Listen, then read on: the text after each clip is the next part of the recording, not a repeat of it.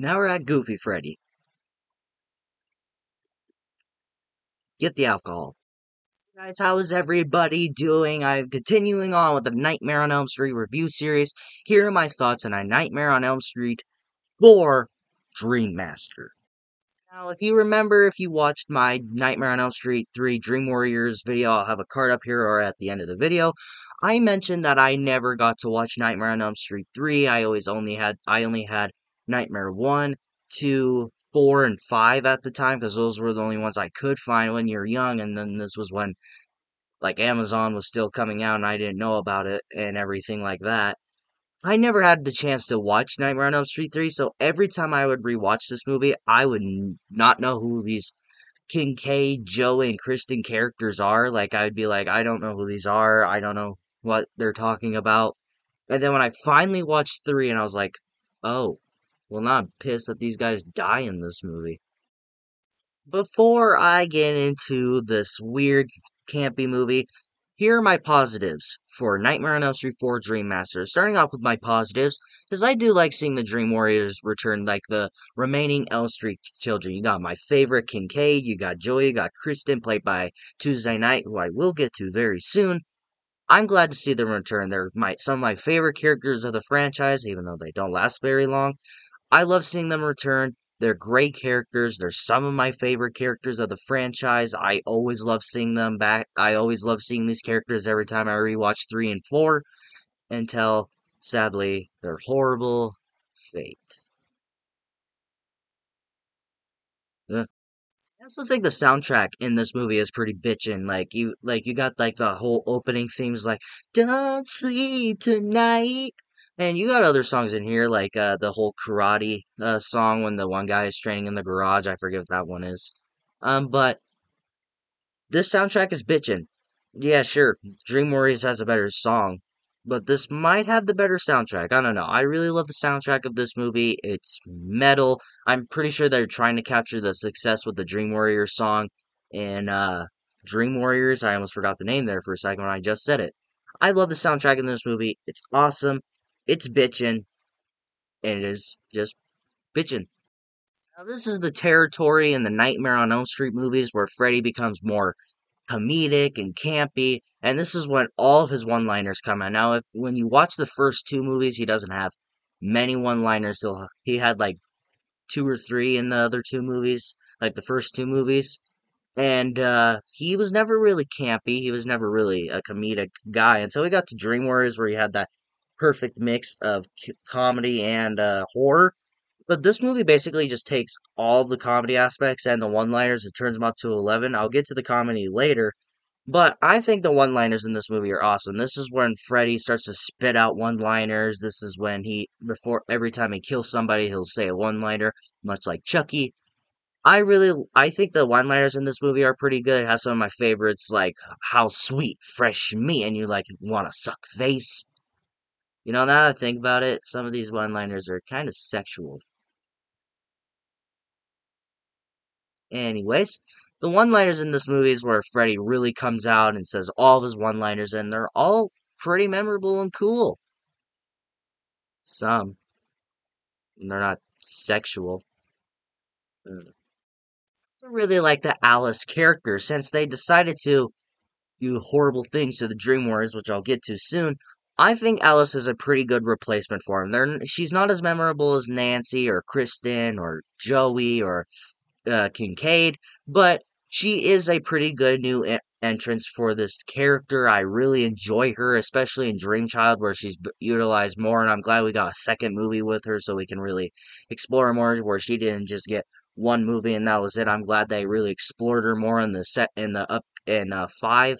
I think Alice is a very entertaining character. I really enjoy her, and she's one of many reasons why I would ever rewatch this movie. I don't rewatch this movie as much as that some people do or some people don't. I do rewatch this movie sometimes, but every time I rewatch it, I look forward to seeing Alice. She's not as great as some of the characters I just mentioned, but if they were going to replace Nancy, Christian, Joey, and Kincaid, they could have done worse. My final positive for Dream Master is I think the effects in this movie are really good. To me, the standout is the whole bug thing where There's like a scene in this movie where the lifting chick that works out a bunch, I don't remember her name, Deb, something like that. I don't know. And she there's one scene where she says she hates bugs and everything. One of the effects is where she turns into a bug, like her arm falls off, and then her arms are like bugs, and then there's like little legs in the back of her neck and stuff, and then her face comes completely off when she's in like this cockroach little trap thing that Freddy is holding. He's like, and one of the one liners like, "You can check in, but you can't check out," and then he squeezes it and like kills her in there. That's a pretty cool like little effect there.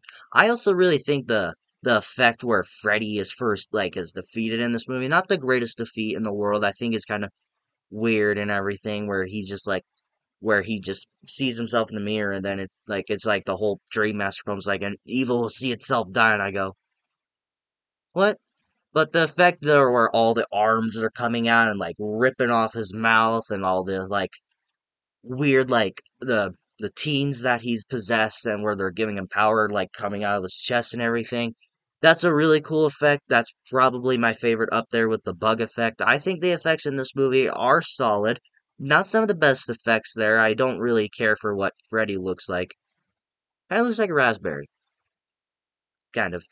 The effects in this movie are great. I really enjoy them, especially like the. I also really like the whole thing where the one girl is like kind of like the asthma girl, where she's like where Freddy's like making out with her or like sucking her dry. I don't know what was going on there.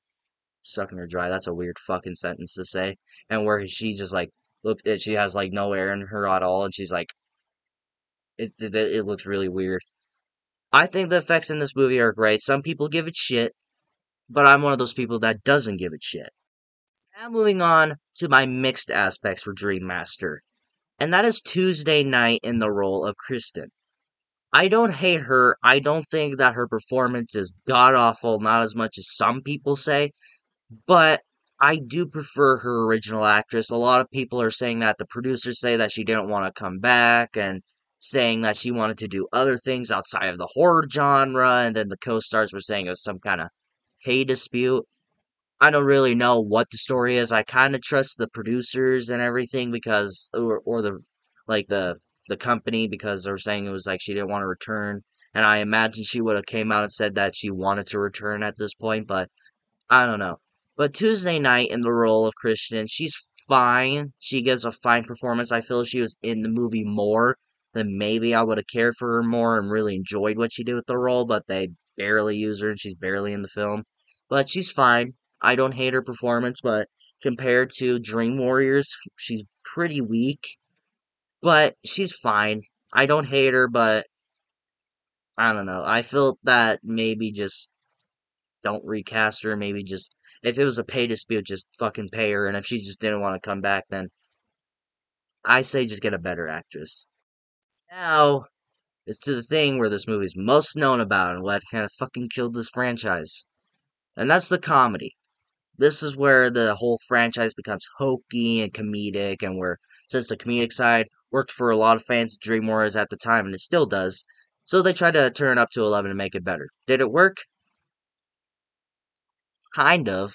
It didn't work for me everywhere. It mostly comes from the one-liners in this movie, is what really comes from the comedy. I don't hate it. I feel that some of the comedy aspects work in this movie, but some of them I just go, no, I'm not watching this. It's fine.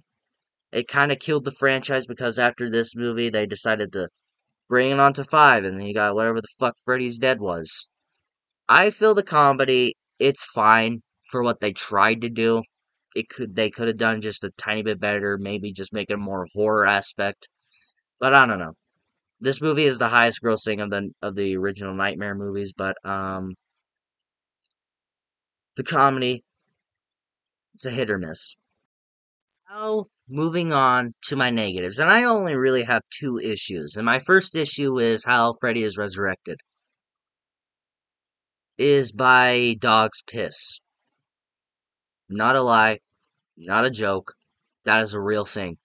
Freddy Krueger in Nightmare on Elm Street 4 is wrecked by a dog's urine. Now I have seen everything. Just when I thought the world and movies couldn't get any dumber, we're gonna resurrect Freddy, who died a pretty good way in Dream Warriors, where they blessed him and put the cross on him and like reburied him and everything. And so their thing was to resurrect him was by a dog pissing fire onto his grave, and that resurrected him. I mean, the resurrection scene looks cool, looks like something out of Hellraiser, but can I talk to the guy that thought that would be a good idea to resurrect Freddy Krueger by dog's urine? I would like to talk to you because what made you think that would be a good idea? My final negative, and it's something that's always fucking bothered me every time I rewatch this movie, and that is killing off the Dream Warriors. What the fuck? You killed off Kincaid, Joey, and Christian, all survivors from Dream Warriors, some of the best characters of this franchise. By almost every Nightmare on Elm Street fan could say that these are some of their favorite characters.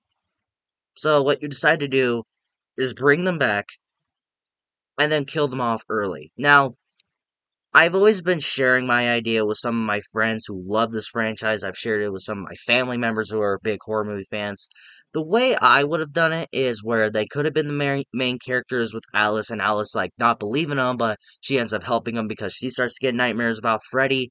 And then they, like, as they're fighting Freddy, maybe, like, an hour-ish, almost halfway over through the film, maybe Kincaid could have died in a pretty cool way. Joey, well, we all know that's how he was gonna die. But the way they killed off Christian, though, like, she just gets thrown into water that has fire in it. I don't know. And Kincaid, what the fuck, man? You're just gonna kill him by a stab wound? I mean, the one-liner's pretty cool. I'll see you in hell. Tell him Freddy sent ya. Like, that's a pretty cool scene, but the way they kill him off is just like, that's just, wow. What I would have done is, like I said, Alice not believing them, and then she starts to believe them as because she starts to dream, and then they all go to fight him in the final act, but then Kincaid dies fighting off Freddy because they all get separated, and so Kincaid dies off first. Joey, well, that could have just happened the same way, all I care. Christian, she could have died fighting alongside Alice, trying to fight him, and then she dies, and then Alice does the whole Dream Master thing, I guess. I don't know. They could have pulled that off better too. But that's the way I would have done it in the movie ending, where they all go to their funerals, kind of like Dream Warriors in a way, and then Alice kind of having her happy ending and kind of going home with her father. That's how I would have ended the film, and how I would have killed off the Dream Warriors in a better, respectful way. But that's never gonna happen, is it? But that's the way I would have done it. But I still despise that they killed off the Dream Warriors. Why? I'm assuming it's because I wanted to continue off with these new characters with Alice. Alice is really only memorable, and the other ones I can't even remember. The other ones can like suck my dick, all I care. But they wanted to continue off with these new characters, kind of what they did with Nancy at the end of Dream Warriors, but that didn't end well. But I don't know. I've seen some people say that they also killed them off, so it looks like Freddy is more serious and doesn't and it looks like he's not fucking around this time. I get that too, but why so early? If they were gonna kill them off, don't do it so early in the movie.